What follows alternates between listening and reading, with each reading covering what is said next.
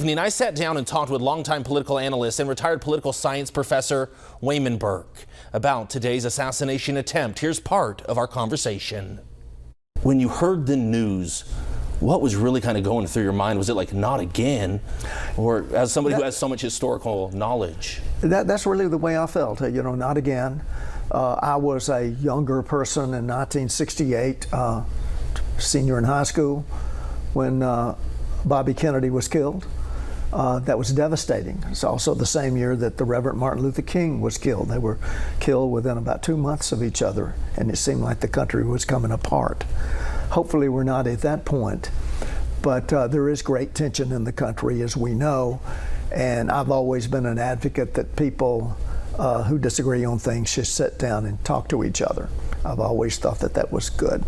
And I was going to say, how do we lower the climate, lower the temperature? How do we bring more peace, even though we may have our differences and people have the candidate they favor more so? How do we de-escalate, especially after something like we just saw today? Well, I think it's important. I always encourage people to not to choose their friends and so forth based on their politics. And I have friends across the perspective, and it's always good to talk to them and debate with them and argue with them in civil tones. I think that's very important in a democratic society.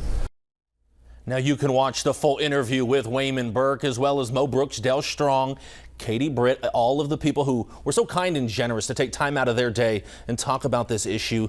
The full interviews are on our website, WAFF.com, as well as on the 48 News app.